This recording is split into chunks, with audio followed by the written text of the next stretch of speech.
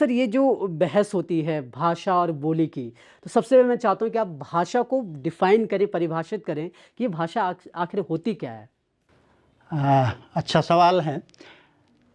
जो आपने बोला और मैं समझ गया वो भाषा है, और आपने जो बोला मैं नहीं समझ पाया तो मेरे लिए वो भाषा नहीं है। माने आपके लिए भाषा हो सकती है, पर मैं अंग्रेजी नहीं जानता हूँ और आपने अंग्रेजी में बोला तो आपने अंग्रेजी भाषा तो बोली, पर मैं नहीं समझ पाया तो इसलिए मेरे लिए भाषा नहीं है। तो भाषा का मतलब है जो संप्रेषण, हम जो चीज़ अपनी अभिव्यक्ति है वो उस तक पहुँचाएँ, वो भाषा है। अभी आपने बात की कि भाषा और बोली में क्या अंतर है, और मैं थोड़ा सा भाषा के बारे में बताऊं कि भाषा का आज से 70,000 साल पहले भाषा का उदय हो गया था, और आदमी जो है अपनी जो अभिव्यक्ति है वो दूसरे को समझाने लग गया था। और लगभग 65,000 साल तक ये मौखिक चलता रहा। मानी चित्रों के माध्यम से कि भाई यहाँ मकान बना दिया, इसका मतलब मकान का चित्र बनाया तो वो वहाँ पे मकान हो गया, वहाँ पे पेड़ बनाया तो वो पेड़ हो गया। तो एक चित्रलिपि शुरुआत में आई, और उसके बाद क्या हुआ कि संकेत आए फिर, कि जैसे कि बोला कि मानी आ जाओ, या फिर बोला कि चले जाओ, हाथ से कर दिया चले जाओ, तो फिर संकेत लिपि आई। पर उसके बाद लिखित लिपि आज से लगभग 5 या 6,000 साल पहले संकेत लिपि आई, यह लिपि आई, और ये दुनिया का, ये आदमी का सबसे बड़ा आविष्कार था। अगर लिपि ना होती तो हम अपने ज्ञान को एक जगह नहीं रख सकते थे, और वो ज्ञान हम जो हमारा अनुभव था, हमारे जो ज्ञान था, हमको उसको लिपिबद्ध करने लगे, और लिपिबद्ध करते करते वो ज्ञान हम आगे की पीढ़ी को देने लग गए।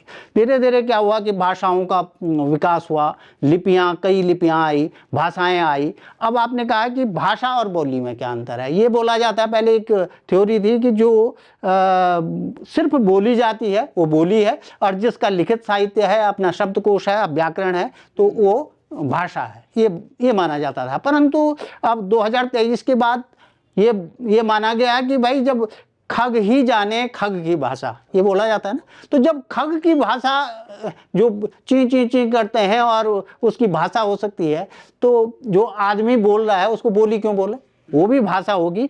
तो ये माना गया है कि अब उसके बाद ये 2023 में यूनेस्को ने भी कहा कि भाषाओं को संरक्षित करने का समय आ गया है, उसको संरक्षित किया जाए। और सभी ये मानने लग गए कि जो भी, चाहे वो बोली सिर्फ बोली जाती है, उसको भी भाषा ही माना जाए। तो अब वो बोली वाला कॉन्सेप्ट अब समाप्त हो गया है। अब जो भी हम अपनी बात संप्रेषित करते हैं वो भाषा ही होती है। सर आपने बहुत बखूबी भाषा वर्सेस बोली का फ़र्क समझा दिया, लेकिन जब हम गढ़वाली, कुमाऊनी और जौनसारी की बात करते हैं तो एक कन्फ्यूजन बहुत बनी हुई होती है। चलिए 2023 में तो ये परिभाषित हो गया कि आप भाषा ही सबको बोलेंगे, लेकिन उससे पहले का भी अगर आप इतिहास देखें तो एक बड़ा सवाल ये उठता है कि भाई गढ़वाली, कुमाऊनी भाषा है या बोली है।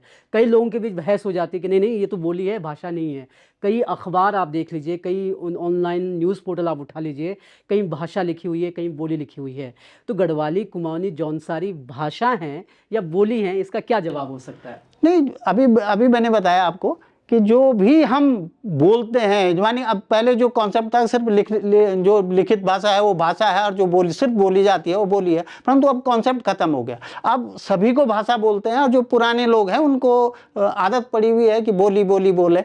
तो अब बोली का कॉन्सेप्ट बिल्कुल समाप्ति पे है। और मैं बताऊं कि जब ग्रियर्सन ने आज से लगभग 100 साल पहले इसका सर्वेक्षण किया था, तो उन्होंने 179 भाषाएं बोली थी और 544 उसकी बोलियां मानी थी। परंतु अब जब अभी सर्वेक्षण हुआ है, भारत का सर्वेक्षण, प्रोफेसर गणेश देवी जी ने इसका भारत का भाषा सर्वेक्षण किया है, तो उसमें 780 भाषाएं हैं, बोली कोई भी नहीं है।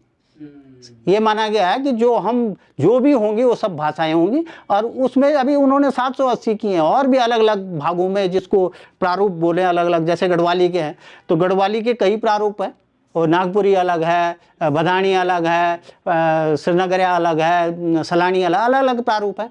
तो उसको एक करने की कोशिश भी हो रही है, परंतु अभी जो उन्होंने सर्वे किया है उसमें 780 भाषाओं का सर्वेक्षण इसमें किया गया है। तो जब हम गढ़वाली कुमाऊनी की बात कर ही रहे हैं तो एक सवाल ये उठता है कि जब हम बात करें कि उनकी बोलियां या फिर आप प्रारूप उनको कह लीजिए आप, उनको एक साफ तो हो गया कि बोलियां नहीं भाषाएं हैं, जो आप बोल रहे हैं वो भाषा है। गढ़वाली कुमाऊनी का हम बात करते हैं, गढ़वाली कुमाऊनी के साथ संकट ये खड़ा होता दिख रहा है, कई बार हम इंडेंजर्ड लैंग्वेज में शामिल हो चुके हैं। सबसे पहला सर, उन पे जाने से पहले मेरा सवाल ये है कि जब कोई एक भाषा लुप्त होती है तो वो क्या क्या अपने साथ लेकर जाती है? क्या हमें इतना चिंता करने की ज़रूरत है कि अगर गढ़वाली कुमाऊनी लुप्त हो गई तो हमारा पता नहीं क्या क्या खो जाएगा? तो भाषा के लुप्त होने से क्या बदल जाएगा? भाषा से संस्कृति खत्म होगी, क्योंकि हमारी जो संस्कृति है, संस्कृति का मतलब क्या है, हमारे जो लोक साहित्य है, लोकगीत हैं, हमारा जो पहनावा है, हमारा जो खाना है, वो सब हमारी उससे है ना, वो संस्कृति है हमारी, और वो हमारी भाषा से जुड़ी हुई है, गढ़वाल की गढ़वाल से और कुमाऊनी की कुमाऊनी से। तो अगर हमारी भाषा समाप्त होगी तो संस्कृति भी समाप्त हो जाएगी, और संस्कृति समाप्त होगी तो हमारी पहचान ही खत्म हो जाएगी। हम फिर गढ़वाली नहीं रहेंगे, कुमाऊनी नहीं रहेंगे, उत्तराखंडी नहीं रहेंगे। तो भाषा का महत्व ये है कि संस्कृति तभी जिंदा रहेगी जब भाषा भी जिंदा रहेगी। सर, अभी हम लोग देहरादून में बैठे हुए हैं और मैं देखता हूँ हमारे आसपास हमें नज़र आता है कि जो बच्चे स्कूल जा रहे हैं उनके साथ माँ बाप हिंदी में बात कर रहे हैं, गढ़वाली या कुमाऊनी अपने घर में बहुत कम बोली जा रही है। अब इसका क्या रीज़न हो सकता है? क्योंकि जब मैं अपनी पत्नी से बात करता हूँ या फिर अपने पिता या माँ से बात करता हूँ तो थोड़ी बहुत अभी हम वहाँ गढ़वाली कुमाऊनी बोल रहे हैं, लेकिन जैसे ही मैं अपने बच्चे को से बात करता हूँ तो मैं उससे हिंदी में बात करना शुरू कर देता हूँ। ये जो ट्रांजिशन है, ये ट्रांजिशन बहुत ये आया है ऑटोमेटिकली या फिर हम इस ट्रांजिशन को जानबूझ के कर रहे हैं? क्या इससे फ़ायदे और नुकसान क्या होंगे? इसमें ऐसा हुआ कि 90 के दशक से और लगभग ये लगाओ कि 2020 तक, ये 20 साल ऐसे थे कि सबको ये लगा कि हमको अपने बच्चे अंग्रेजी स्कूल में डालने हैं। तो अंग्रेजी का है, भाई भाषा है, वो इंटरनेशनल लैंग्वेज है, उसमें काफ़ी अच्छा साहित्य है, हमारी जो पढ़ाई का है, ज्ञान विज्ञान की शब्दावली वहाँ है, ज्ञान विज्ञान की पुस्तकें वहाँ हैं, तो उस तरफ आकर्षण हुआ है और अंग्रेजी की तरफ लोग बढ़े हैं। पर फिर क्या हुआ कि हमारा 2020 के बाद की बात, 20 साल बाद क्या हुआ कि लोगों को अपनी भाषा के प्रति थोड़ा लगाव हुआ। हालांकि थोड़ा लगाव तब से हो गया था जब हमारा राज्य उत्तराखंड बन गया, परंतु 20 के बाद जब दुनिया में भाषाओं पे काम होने लगा तो लोगों को लगा यार हम भी, जब भोजपुरी वाला अपनी भाषा में बात करता है, पंजाबी वाला अपनी भाषा में बात करता है, बंगाली अपनी भाषा में बात करता है, तो हम गढ़वाली कुमाऊनी आपस में क्यों अपनी भाषा में बात नहीं करते हैं?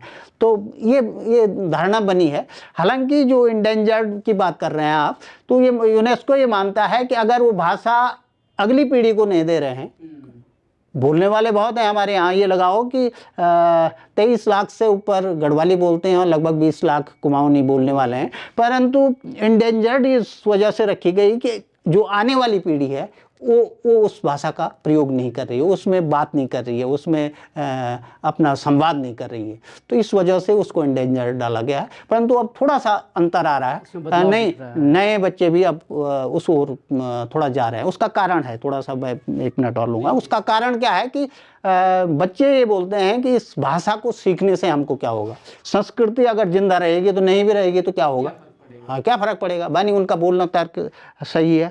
तो सरकार ने ये कहा कि इसको बचाने के लिए क्या किया जाए। तो क्या हुआ कि उत्तराखंड पीसीएस में और अधीनस्थ कर्मचारी चयन आयोग में इसके प्रश्न आने लगे। हाँ, जैसे कुमाऊनी की शब्दावली आ गई या उसके मुहावरे आ गए, लोकोक्ति आ गई या गढ़वाली की लोकोक्तियाँ आ गई।